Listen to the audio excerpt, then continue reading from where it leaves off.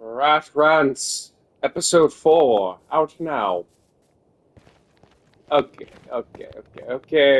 Let's not act like this is some absolute cinema thing, but hey, it's Rants, episode 4,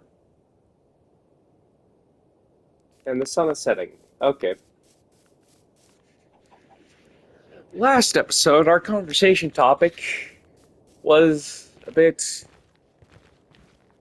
Yeah. And hold on, my volume is way too high.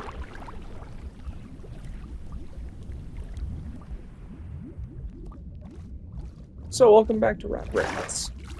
Today's episode, we're going to be talking about everyone's favorite subject, indie games. Because everyone loves indie games, am I right? And if you don't, you're just kind of weird. I don't know how to explain that. But first, what are indie games? Well, independent games or indie games are games that are basically not funded by a larger organization. Maybe a small organization, but nothing too large. For the most part, they're just kind of there.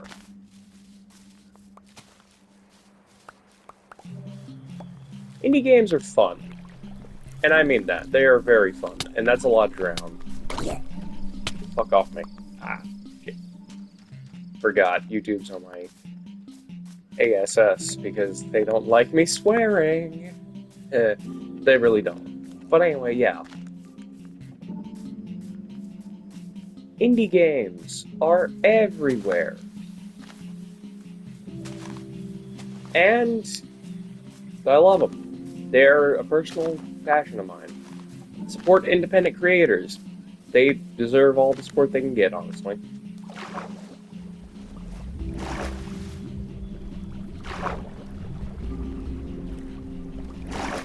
And I probably don't need to talk about this because indie games are already such a popular thing. Well, everywhere. Like, I don't know one person who don't like indie games. And if you don't, well, like I said, I don't know what's wrong with you, but okay. Well, I can't sleep. So I guess I'm just gonna do a rant in this room here. Where's this place? So, indie games. They're great. Everyone loves an indie game. And like I said, support independent creators. They deserve all of the support they can get their hands on. Because, well, I mean, creating a game ain't easy. Far from it, in fact. Pretty damn hard. I've tried. And failed multiple times. I am not good at making games. I'm good at telling a story, though, which makes it even sadder because I went, I already got, a pretty good chunk of the story thought out when I was trying to make my own, indie game. Back when I was a kid, and I just didn't know how tough these things were, and, yeah, that didn't end well. Not at all. It was pretty bad. I'm not good at coding or designing, but I'm good at storytelling, so there's that. Broke little me's heart, but whatever. That happens all the time. But let's talk about some indie games that I like and some indie games that I would recommend. Because, well, to be fair, Rat Rants isn't really a series where I talk about the biggest and deepest secrets on the internet. No. This is more or less a series about where I just share my personal opinions on things, explain a few things. I also talk about things I love, like indie games. Woo-hoo. So let's talk about some indie games, shall we? And this music is loud, so I'm going to turn down the volume again. Anyway. Oh, right. Okay. There are some that I really, really like. And that's most of it. Apart from the weird ones. Uh, if you know what I'm talking about, yeah, I can't really explain it without getting demonetized. But basically, indie games come in all shapes and forms, mostly because they don't have a larger company having restrictions that comes with. So, let's talk about an indie game that's been all over the internet recently, and that has been just absolutely storming other AAA games and making sure that they cannot get a break. A game which I'm pretty sure everyone here loves, and is probably one of the most popular games as of today, Mega Bonk. I bet you were gonna. I bet you thought I was gonna say Silk Song. Yeah, no. I'll talk about Silk Song in a minute. But Mega Bonk is very fun, and yeah, I made a post about this a while ago. That was basically, sorry, I've been posting. I've been playing Mega Bonk, and that's pretty accurate. That game is addicting in the good way. It's fun, it's energetic, and it's goofy. But it's not overly goofy to the point where it's kind of just like it's nothing but goofy memes. It's really just a fun game, in my opinion. Its silliness plays into its fun gameplay, and of course, it's just a really good game in general. There's not a lot of story, but each of the characters feels unique, and it's got to be one of my favorite type of genres, which is roguelike. More like a Risk of Rain roguelike, which is the type where it's basically a third-person shooter. You just gotta win. I like roguelikes. They're some of my favorite games out there. And this is a good roguelike.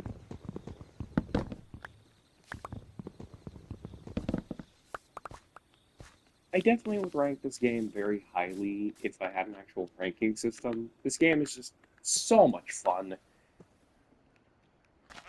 and I would recommend you definitely look into it if you haven't already, because, well, it's such a good game. But now we get into what you all probably thought I was going to cover, and that's the creator of Megabonk. I think we all know where this is going, but who do I think the creator of Megabonk is? Well, it's Danny. There's no other. For those of you who haven't been on the internet in the last couple of, well, months, Danny Dev was was a he was a developer online who posted progress on his games constantly, making hit games such as, well,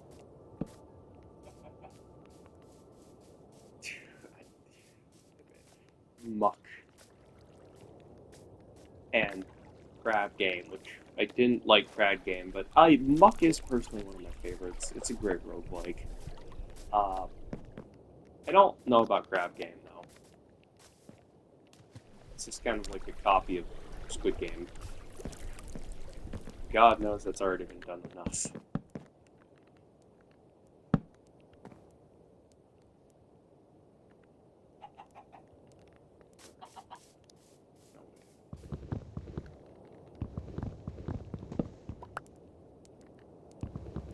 Anyway, yeah, so people think Danny is responsible for creating hit game Mega Bonk, which, I mean, it's like pretty obvious that he made it.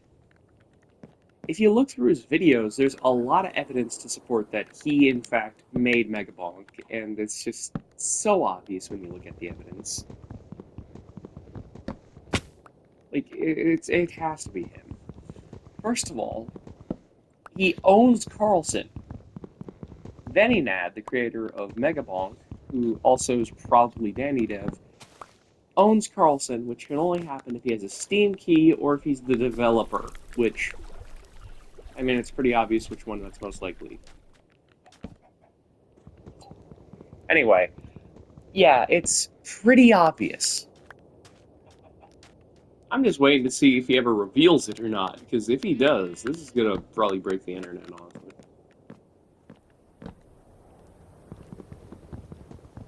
And as for why Danny left the internet, people were trying to, well, they were kind of threatening him to finish Carlson, which may or may not have done a mental toll on Danny, and, well, hey, as long as he's doing better now, I'm really happy.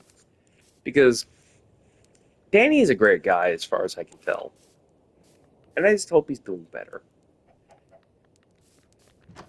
And if he had to change his, and if he had to do an identity swap just so he could feel safe making games again, then I don't really care that he did it in the first place. As long as he feels okay. Anyway, with that said, Megabonk is fun as hell. I would recommend it beyond any other. This is a game that is just a true masterpiece. And by that I mean it's fun. 10 out of 10 would recommend. Also, I think we all know that it's Danny. So, yeah. Now we talk about Silk Song and Hollow Knight, because they're very similar games made by the same people. They're also sequels to each other. Whatever. So, Hollow Knight and Hollow Knight Silk Song. Uh, yeah, I probably shouldn't tell you that these are good games. But I am going to tell you something that, God, I really hope the Hollow Knight community doesn't crucify me for saying this. Hollow Knight isn't one of my favorite games. Okay. Let me explain, though. Before I do that, let me just say, it's not even in my top 10. It's... Okay. Put the pitchforks down. Put them down. Okay. I get it. But let me explain why it's not in my top 10. Now, don't get me wrong. These are fantastic games. These are some of the best games I think I've seen in recent time. And the developers, Team Cherry, are absolutely fantastic people. Like, they did not increase their prices even when everyone else did. It's great. They're great people. The problem is, or at least the problem I have with the game, is that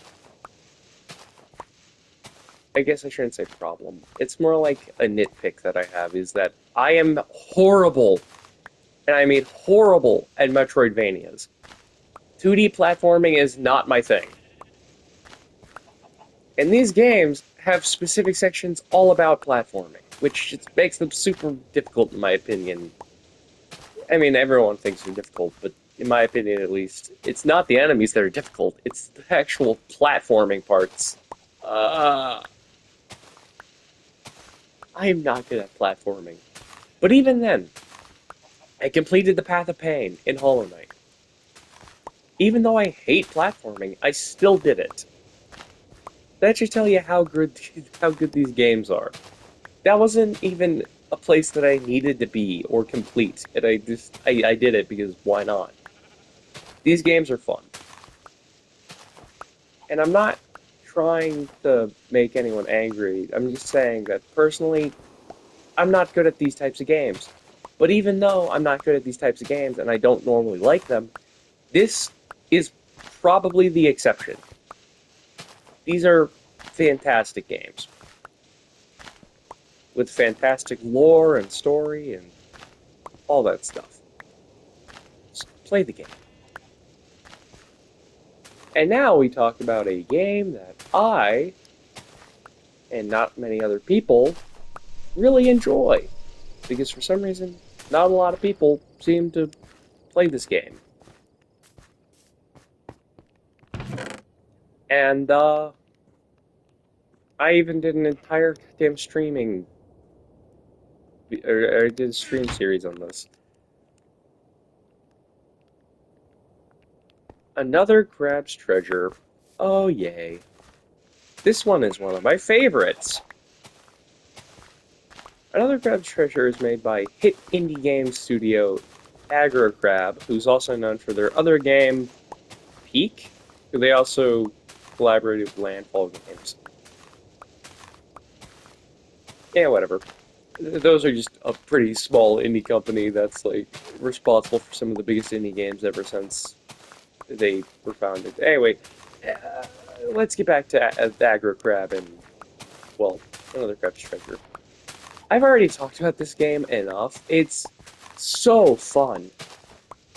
But I feel like a lot of people don't take it seriously because of its childish art style. It is a very good game.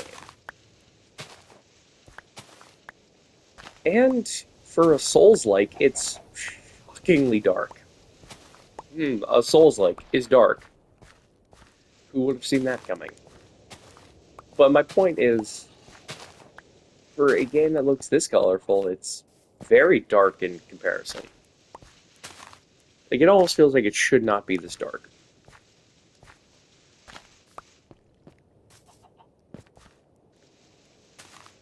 But it is. There are some real sad moments in this game, and it's genuinely a masterpiece in some regards. And for a Souls-like, it's not even that bad. It's pretty difficult, all things considered. I actually struggled with some of the bosses in this game. Particularly that one that's in the fucking path in the sands between. Yep, the sands between. I'm having PTSD flashbacks. Either way, this game is fantastic, and I'd recommend you support Aggro Crab because, well, it seems like because they didn't get a lot of good reception from this game, that they just had to do a collaboration and make a new game. Which Peak isn't bad. I love Peak. That's a great game. But you should definitely check out their other works, like, well, Another Crab's Treasure, which is actual Peak. And I don't mean the other game that they made. I mean, like, it's actually Peak. Ah!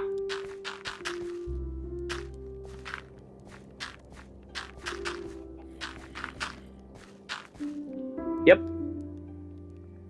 I have no idea what just happened. Anyway, to the next game we have, what? What is this? What? Is that hit game from Hello Games? No Man's Sky? I can't. I can't do this. I can't do the whole. Oh my god, it's hit game from. Enter company name here. Enter game name here. Yeah, I'm talking about No Man's Sky. Let's talk about it. Which is the greatest comeback in gaming history. Or chicken? Anyway, yeah. The greatest gaming comeback in all of history. No Man's Sky. Now you may ask me, why is this the greatest gaming comeback in all of human history? I thought that was Cyberpunk. First of all, yeah, I like Cyberpunk. It's a very good series. And Edge Runners made me cry more than, well, my own grandma has it. I'm joking. That was a joke.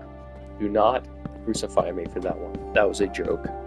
I cried more when my grandma passed. But Edge Runners just it hit different, man. It's and that's getting a season 2 soon. But we're not here to talk about Cyberpunk because that's not an indie game. We're here to talk about. Oh god, it is what I think it is. It's No Man's Sky. Yay.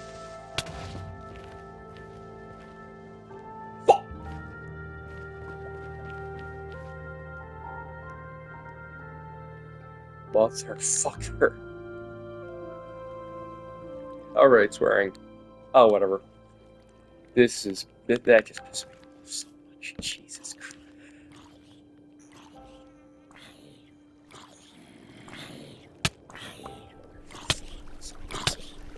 Would you stop? How are you alive? It's sun. That pissed me off. Anyway, yeah. No Man's Sky. I probably don't need to tell you about how much of a flop this game was at launch. But Hello Worlds, or Hello Games, but I don't know. They improved upon it a lot. And have since created what is essentially the best sci-fi game out there to date. And I know Star Citizen, but Star Citizen is Star Citizen. Yeah. Star Citizen's great and all, but they've been refining this game ever since it first launched, and they have not given up on their dreams, even though they were poorly received, to say the least. They still never gave up, and slowly, over time, gained the trust from their community back, which is not a lot of other flopping games could do that. Actually, no, most of them can't, because they did so bad that, well, no one will trust them again. But Hello Games, they're different. Instead of just complaining that people were bad at their game or something, they fixed their problems and even made better solutions. Ah, yes, their newest update has been a banger. Certified banger. And the rest of their game is as well, because, well, it's fun. Now, there's not a lot of action in No Man's Sky, but there is a lot of exploration. So if you just love the idea of a fully, just like a full sci-fi world that you can adventure in, No Man's Sky is probably for you. I mean, for Christ's sake, this is a game where you can literally do whatever you want. And that's not just like a little thing that's tagged on at the end being like, you can do whatever you want as long as it's in the confines of the game. This game doesn't really have confines. There's like infinite. Actually, no, not infinite, but there are literally quadrillions of planets to explore in No Man's Sky. Most of them haven't even been discovered yet. And they're adding more and more every year. Now that's pretty good.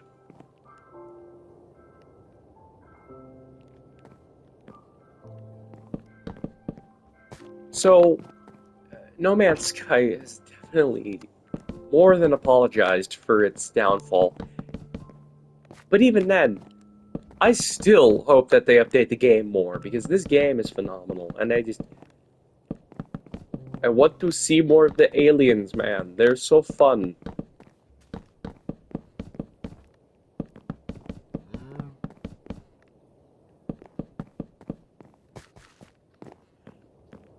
This is by far one of the best gaming comebacks in history, if not the greatest. And I would even say it's the greatest. I mean, they fixed their game and added more onto it. Not a lot of game studios do that. And by not a lot, I mean almost none. Maybe Cyberpunk. Okay. Yeah, there you go.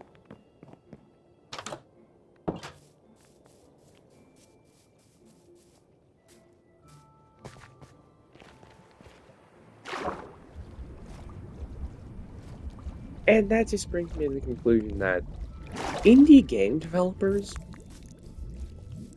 are just the greatest. Like, no jokes here. They're just so. They're so good. They just treat their community so much better than, well, other gamers. communities, like God, yeah, Call of Duty is they're just kind of not doing well. They don't listen to their gamers. They don't listen to anything. Meanwhile, these other studios that are so much smaller than them listen and appreciate every single player that walks into their doors. Like, these games are so much fun. And then there's the other side of things. The weirdos. Uh, there are some indie game developers, I should say, that are not the best and do not have the best intentions. I think I don't need to mention these, but you probably have heard about the yeah, I'm not going to mention these because YouTube has been on my ASS lately and does not want me to mention things that they don't want me to because YouTube. So they have been very not friendly. But at the same time, they're decent. Yeah, it's anyway. Yeah, games. These indie games are masterpieces, and well, maybe, just maybe, eventually they'll become the norm, and companies will actually start to respect people a bit more. Yeah, like that's ever gonna happen. Honestly, companies are probably gonna start disrespecting even more people. They're trying to get the next game out so that they can just absolutely tear up the competition. But I feel like other companies like COD have already lost all their good faith. People have basically stopped believing in them and stopped buying into their games. And that's why I like indie games. Because, well, they show that people aren't just made out of greed, even though some are. And even though I tried really good indie games, yeah, they weren't successful.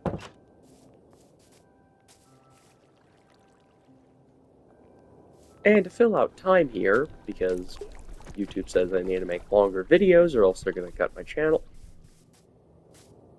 Nah, I'm just kidding. YouTube didn't say anything like that.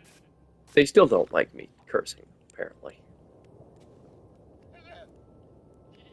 But either way, yeah, let's fill out some time here. So, I did try to make an indie game. Let's talk about that. At least what I got from it. I didn't actually do any of the sprites. I didn't get any of that. I didn't have like a partner in crime or anything. I just wrote a story and I tried to code, but I mean, like, to be fair, the only thing I worked with before that was Scratch. That very, very bad, basically beginner programming software. And yeah, let's just say that didn't end very well. I had no idea what I was doing. And so this project went down. What this indie game was going to be about was it was going to take a Dante's Inferno, Circle of Hell type idea, but be a bit different.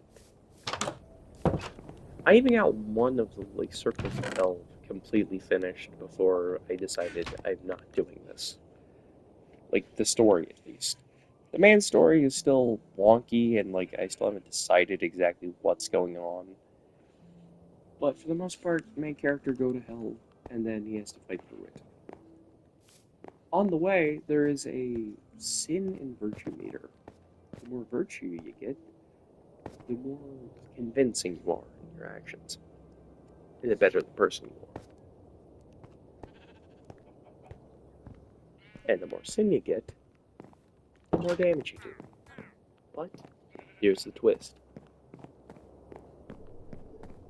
The more sin you get, the more empowered those sins that you get are in-game. Because of course you're empowering them by committing them. So the bosses are going to be a lot tougher, but the basic enemies are going to be a lot easier.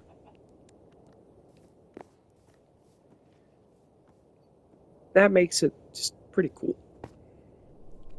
And I got the entirety of the Lust layer down, and let's talk about that. So, what exactly was the concept for this, and what was the purpose of me doing any of this? Well, I probably phrased that wrong. I'm not very good at conversation, sorry. Yeah. Well, basically, my idea for this was a non-traditional idea when it came down to this layer. It would have been kind of like, ooh, Water Trader. It would have been kind of like, how do I put this? Huh?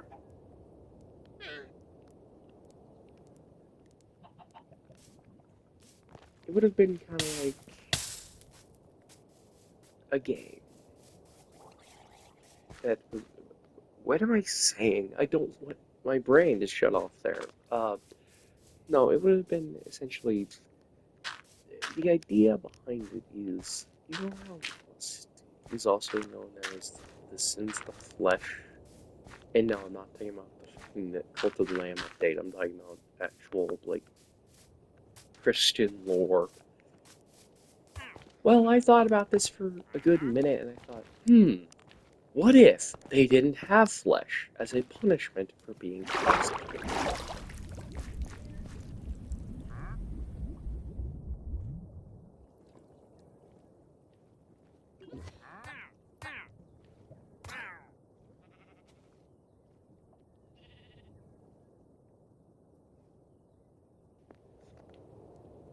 Okay? Yeah. So yeah, back to that. I was rudely interrupted. Sins of the flesh is not a bad concept, but like, what if we took away that? That's the punishment. So they're all skeletons. Hey, there ain't much you can do with them lustful desires when you don't got much of a body to really carry them out. And that was the whole concept. In fact, there was this one character who was this cowboy skeleton whose entire character was pretty much just being a really cool guy. Like, he wore a cowboy hat, he smoked cigars, essentially just a cool guy. And he would have joined your party as one of the companions. Other companions I thought of were a Viking in the Wrath Lair, whose whole shtick is that he thinks he's in Valhalla, but in reality he's in Hell. And, well, a cultist who you can only have in your party if you are a bad person and you have enough sin level.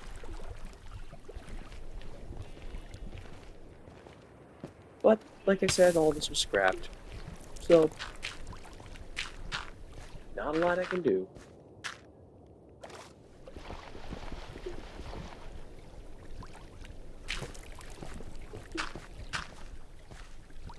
And unless I find someone who's good at coding, this will never happen.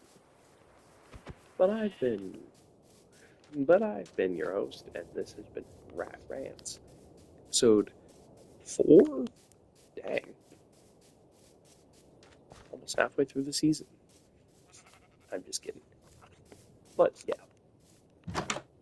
good evening, and good night.